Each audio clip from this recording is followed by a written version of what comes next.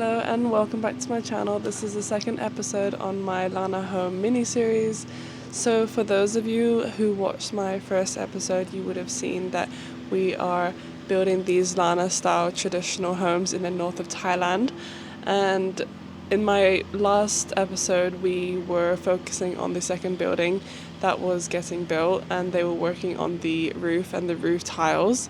So that is now completely done, and they had also worked on the inner structure of the house, which includes 2 doors and a couple of windows. And it has been a month since I have last visited. They have now finished houses 1 and 2 and are currently working on house 3.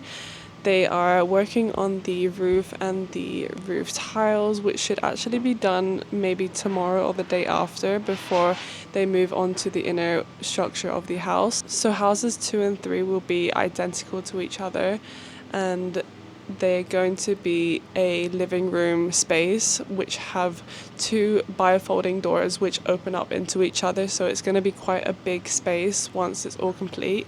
The house that I'm currently in now is more of a bedroom space. So in my last video I explained that we're going to have a total of 5 houses in this compound. So 3 out of 5 houses are up, and once this one's done, obviously they're going to be working on the next one, and then house 5 after that. Before coming up here, we actually stopped in Bangkok for 2 nights and we went to Chat Market. We just wanted to have a look around on some furnishings and see what we could find, but we actually found a silk shop that sold hand-woven silks, and we ended up buying one for this room, which was about 20 years old. We decided to go with handmade silks. We thought it would be nice to add in authentic materials, since it ties into the whole idea of restoring and keeping Thai cultural heritage, which is the whole point of this project, since each of these buildings are more than 100 years old. I hope you enjoy the rest of the episode. I'm going to take you on a little tour of the ongoing construction and how everything else is doing on the land. So yeah, enjoy!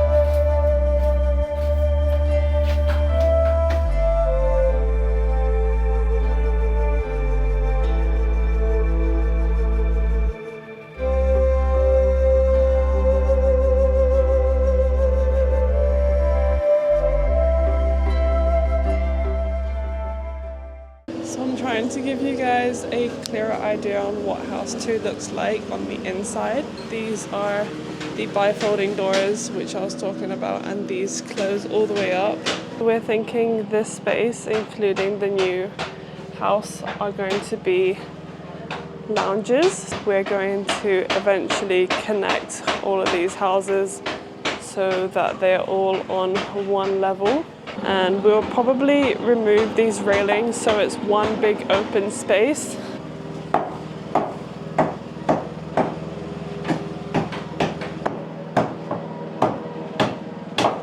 So before all of this inner structure was not here, we were just purely working on all the roof tiles.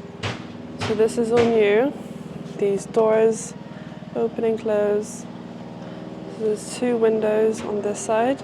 We walk all the way around, show you the inside of the house. So here's what it looks like with the bifolding doors, the inside of the house.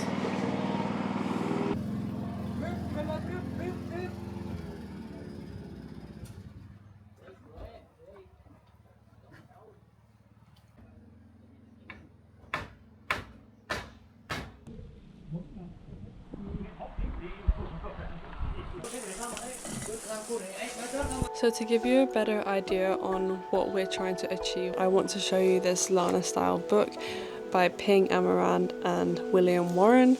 So if we flick through to the first few pages of this book, we come to this photograph, which I think is a good example on the sort of outcome that we're trying to accomplish. So each of these individual houses would have been brought separately as rice barns and then later connected through a deck which goes throughout the whole building, which is what we're trying to do with ours. So flicking through this book, we come to these pages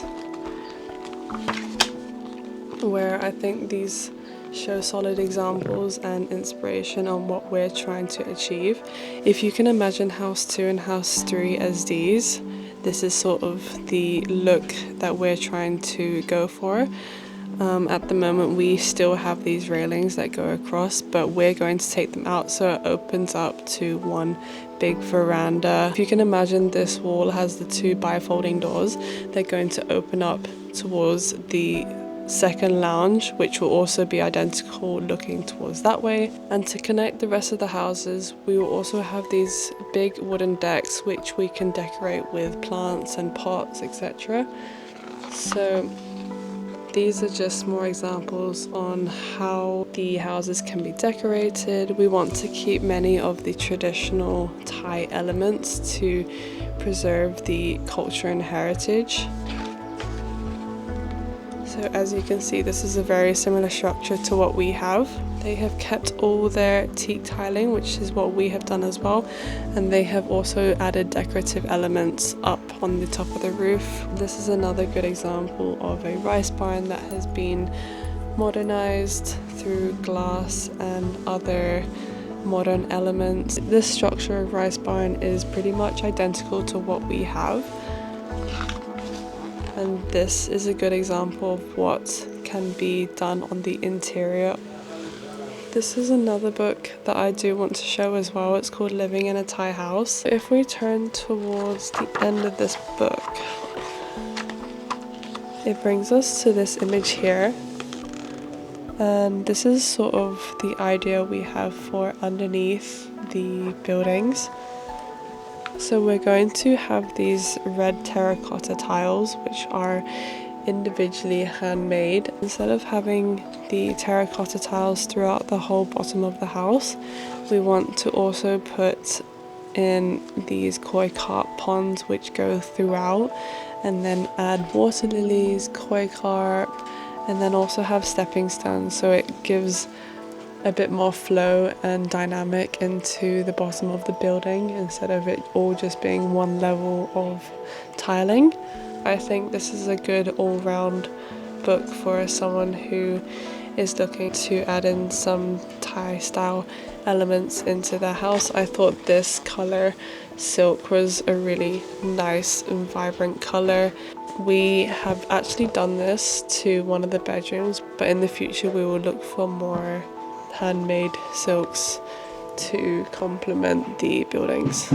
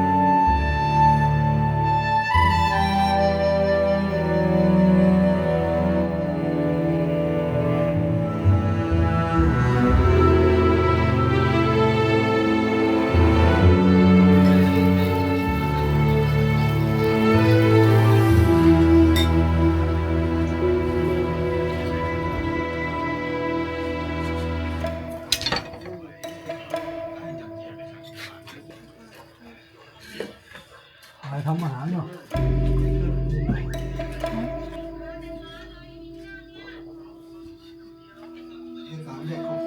ผัดเก็ดกบใช่เขาต้องรอแป๊บนึงใจเย็นๆคุณนะ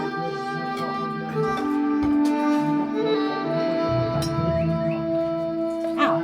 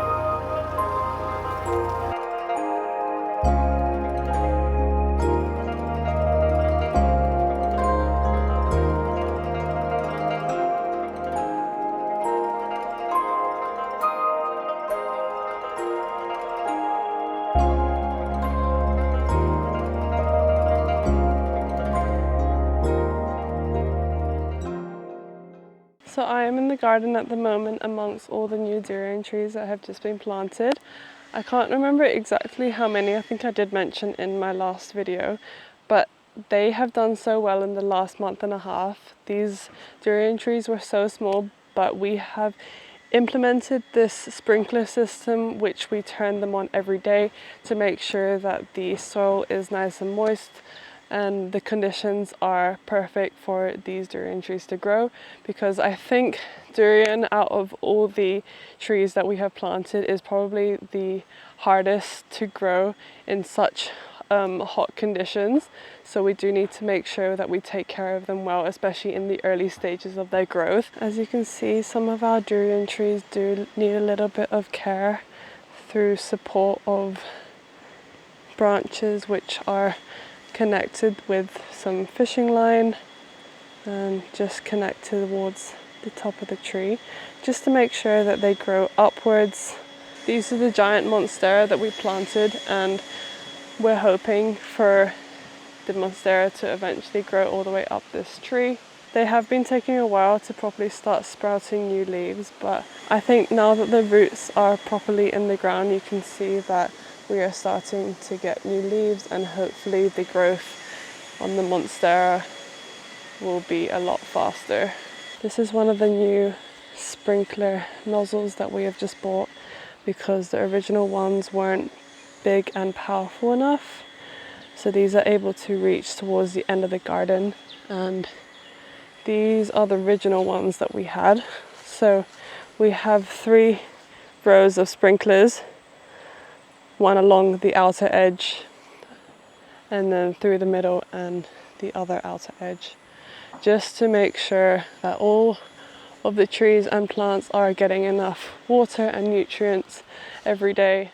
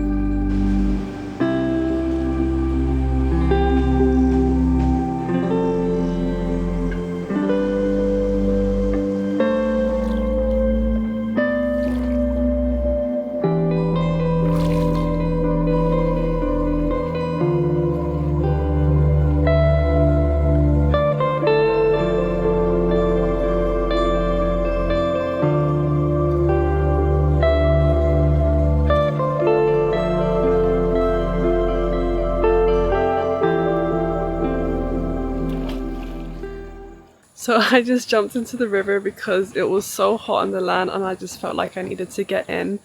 But now I'm standing in wet clothes, but it's okay because before we got to the land, I actually stopped by a handmade clothing store and I bought a few items. So I'm going to change soon and show you guys my little haul and what I got. This is the first item that I bought. It's sort of like a Lanna-style jacket. It's very traditional and I thought it was a nice idea to tie in the traditional clothing with the land. Also these pants I bought too.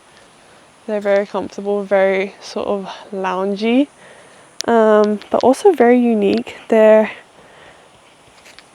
don't know how you even call these. It's like a traditional pant skirt thing. But look at the back, they have like different coloured pockets here. I just thought the whole cut was really cool and I feel like the jacket and the pants literally make an outfit on their own. The next item is also another jacket but slightly longer. It's the same sort of fabric and colour, but as you can see it's much longer. Also really cute. There's 2 pockets at the side and here's the back. Really comfortable for just lounging and chilling. If you want to dress it up or if you just want to go to the market or chill at home, that also works too. This is another jacket which is pretty much the same as the one I just showed you, but in a slightly lighter blue denim. This one I actually prefer a little bit more just because there's a bit more contrast with the blues. So like it almost gives off little kimono vibes. Obviously traditional Lanna style clothing but almost with a modern twist, which I thought is really unique and I've never seen a jacket like this before, to be honest. So I really like it, and again this jacket really goes with these pants, so could literally wear them together. Same with the last one, you could wear them out. You can also just chill at home with them, whatever you want to do. The statement piece. It is a green jacket. I have never seen a jacket like this before. The cut is so unique. I feel like this button literally ties this whole jacket together. At the front it's cropped and at the back it's a lot longer, almost like a cape style. And the arms again are sort of like a kimono cut. So I thought this whole jacket was just really cool and unique. I love the 2 different colors on the pockets and the inner stripes. There were a few different colors. There was like pink, red, there was like a brown and bright blue, but this is the one that stood out to me and this is what I got. But yeah, I hope you guys enjoyed my little haul today.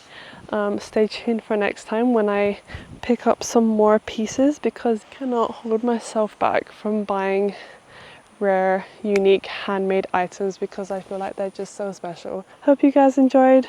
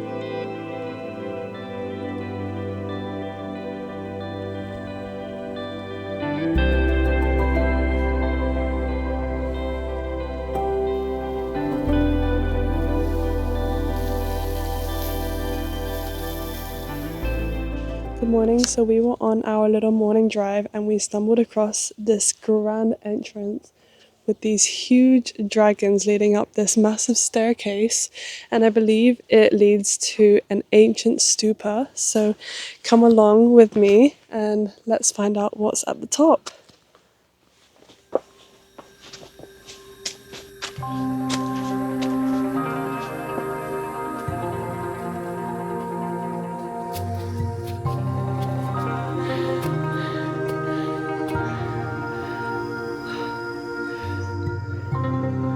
thought this was gonna be a short walk.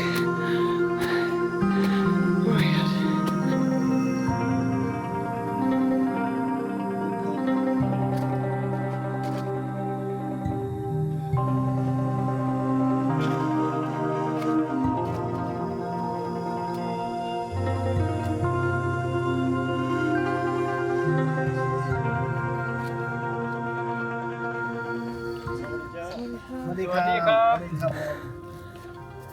กี่วันโอ้1 เดือน2 เดือนโอ้5 ปีแล้วนี่5 ปีแล้วครับ 5 years จริงเหรอครับผม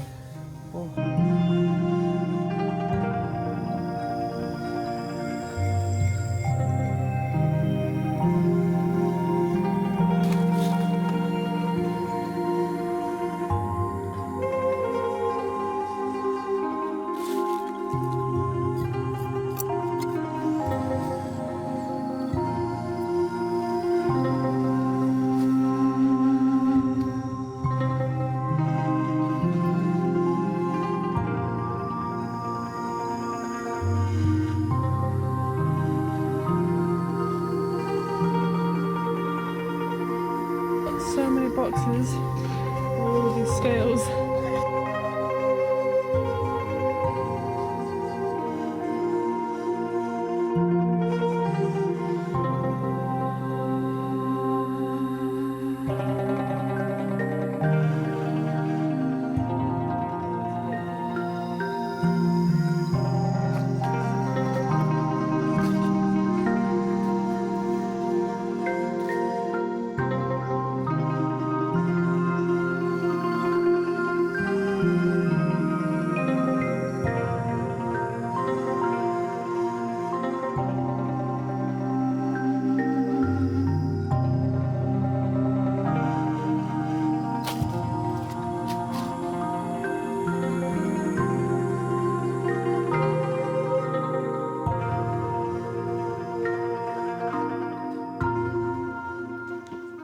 That was a long trek up and down these stairs, but I actually learned that this big statue is called a three-headed Naga, one of the mythical creatures of Thailand, and this staircase goes up maybe 600 or 700 meters. And when we were walking up there, we actually came across some of the workers putting together these scales and painting them one by one, and they have been working on this for about 5 years now and probably have maybe 2 more to go. But when we got to the top, we came across this big pagoda, and what I learned up there is Buddha actually came to visit this cultural site himself, and he stayed with this ancient hill tribe, and after his stay he actually donated some of his hair, which has now been placed up at the top of this cultural site on the 2 statues of the grandmother and grandfather of this ancient hill tribe. So I thought that was a wonderful experience going up this really big staircase, but it was so worth it. I'm now heading back to the land. This is my last day and I'll be heading back to Phuket tomorrow. So I really hope you enjoyed going up there with me, and I'll show you what kind of construction is going on today at the land. Yeah, see you in a bit.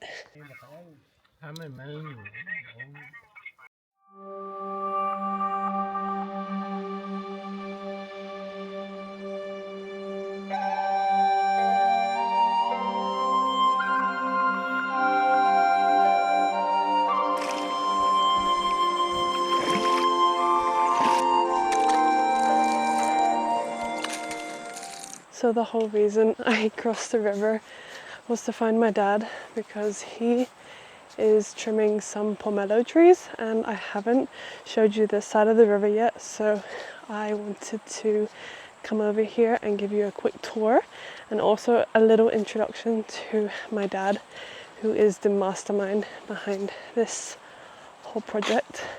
Hi Shakira. So yeah, hello everybody, I'm Adam.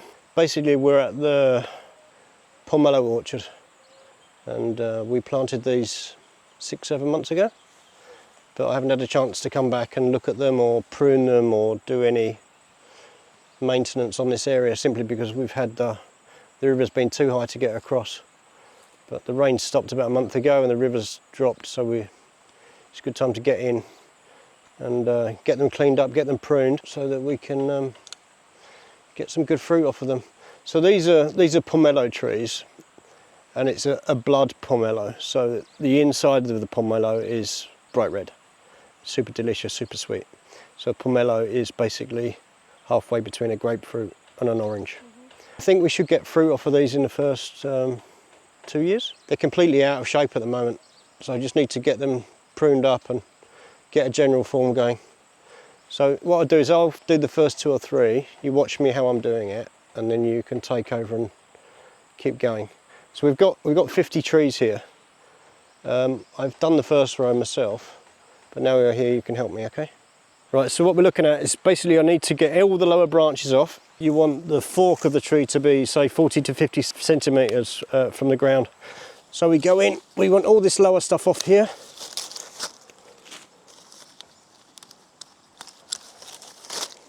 I know it's a bit brutal, but if you don't do it now, the tree will always be in a bad shape. And then what I do is then just pull all these lower leaves off because they're not needed.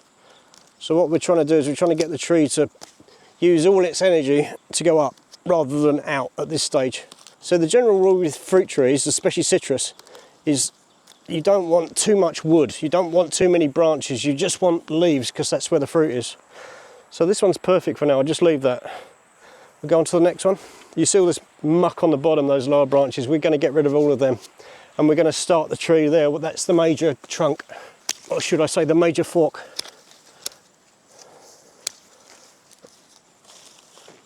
These have got major spikes on them, by the way, they do hurt.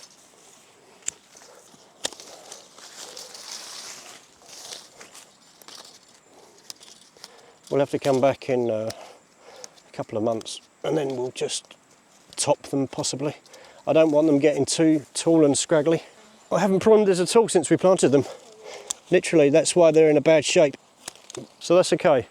It's about the right height off the ground and it's got a nice V going there. I'll do this one and you do the next one, okay? Doing this just allows the tree to know the direction it needs to be growing and focusing its growing energy. Okay, that's good. And what you don't want the branches going into the centre of the tree. You basically want the shape to be like a wine glass, but I can come back and form that later. Literally, I'm just trying to get it off the ground at the moment. The reason you want a wine glass shape is so that the sun can get right into the centre of the tree. If there's too much growth in the centre and it's dark, you tend to get fungus, and we get a lot of fungus in this area simply because of the humidity coming off the river. Good enough. Do you want to do the next one?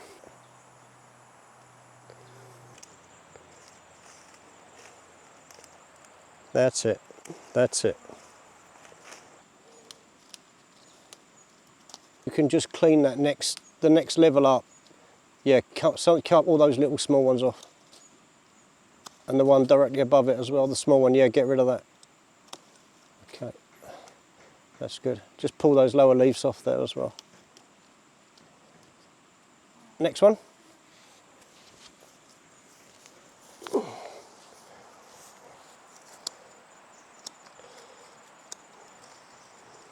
Okay.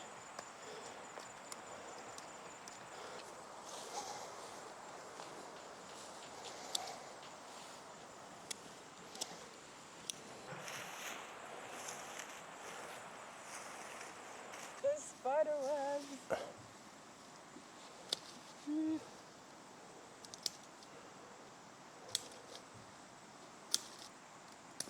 And the next one up. That's it, now just pull those little leaves off the base. I just finished pruning all the pomelo trees, and that was my quick introduction to my dad. He is obviously very enthusiastic about his pomelos and his gardening, so I was happy to join in and learn how to properly prune trees. So there you go. Now I'm heading up to the other side of the land, since I have not had an opportunity to show you guys yet. We have more fruit trees planted on this side. So I'm going to do a little walkthrough and show you guys what we have on this side of the river, and then later on I'll head over back to the house and hopefully climb up to show you what the workers have gotten up to and the final construction before I leave this evening. This is the other side of the land. This all belongs to us, and we have quite a lot of fruit trees that have been planted on this side. You can see the river just down there, and the other side is where the house is, just behind those trees. So I'll walk over towards all these baby trees over here. I'm actually not sure what they are. They've been newly planted because they're all very tiny, very puny. Look how tiny that is. But I reckon in a couple months these will all shoot up. I know we have rambutan trees on this side. I think they're the big ones in the distance, but rambutan are not in season at the moment. So rambutan is actually one of my favorite fruits. I have to say my top spot is mango, the Thai mango. When it's in season and it's ripe, that is the best fruit in the world, and no one can tell me otherwise. But second best to that is rambutan. And if you don't know what rambutans are, they're basically little hairy red balls with a seed in it.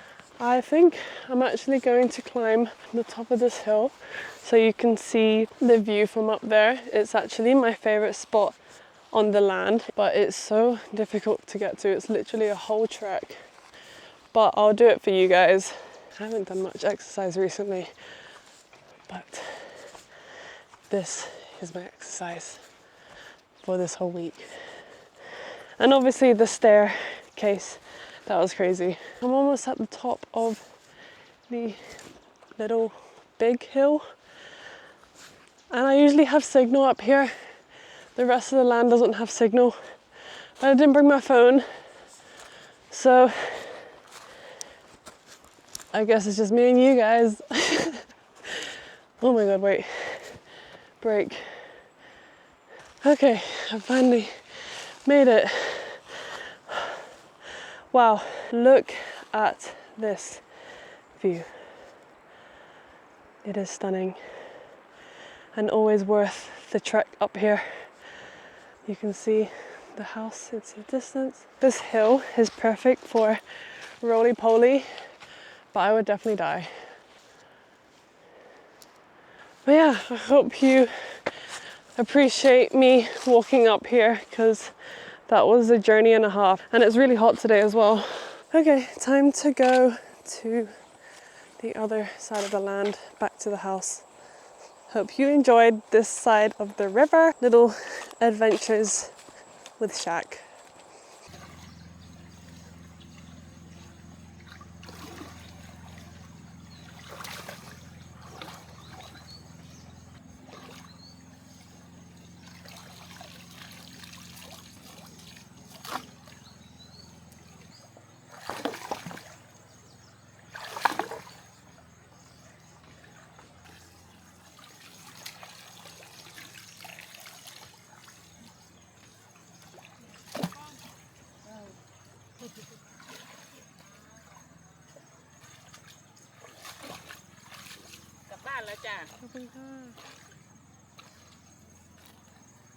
So I am up on the third house. I'm just gonna walk around the outside.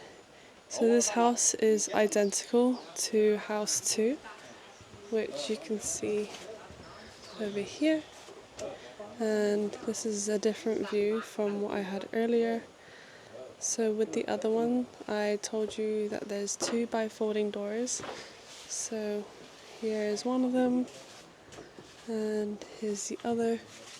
So these both close, and it's got a front door. It's literally identical to the second house that we have.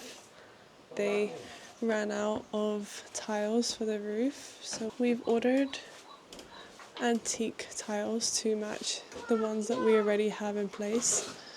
But This house is, I would say, 95% done. We've literally just got the roof tiles and they've got to put the other door in tomorrow. At the moment it's just a frame. So yeah, they've actually put this up very quickly. They were maybe 50% done when I first arrived, and I've been here a couple days, maybe 5 days or so, and they're pretty much done. So within maybe 10 days in total they completed a whole building, which is pretty impressive. So after this they're going to work on house number 4, and it's going to be a second bedroom. We have actually secured a 5th house, which I spoke about in the first episode, which is going in the middle of all of these houses. So all the 5 houses in total should actually be finished around February time. So we have 3 out of 5 houses now up, and after we leave they will start working on the pillars and the foundation of the 4th house. So it's been a very successful trip. So that is all for this episode. I really hope you enjoyed it. Stay tuned for next month when the 4th house gets put up. Please like and subscribe if you haven't, and see you next time.